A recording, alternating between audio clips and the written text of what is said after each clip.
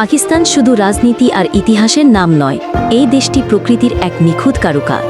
এই ভিডিওতে পাকিস্তানের এমন কিছু জায়গা দেখাবো যা আপনি অবাক হয়ে যাবেন।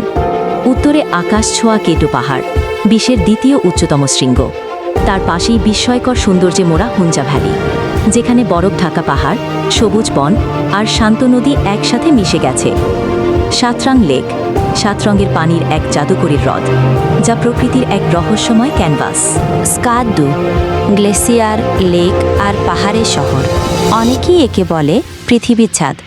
সোয়াদ ভ্যালি, যাকে বলা হয় পাকিস্তানের সুইজারল্যান্ড, বরফে ঢাকা বনভূমি আর নদী ঘেরা উপত্যকা এক অদ্ভুত শান্তি এনে দেয় চোখে।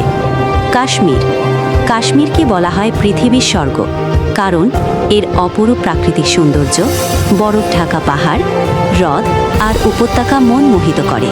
লাহোরের বাগান ও ইসলামাবাদের সবুজ শহর, আধুনিক আর ঐতিহ্যের সুন্দর মেলবন্ধন।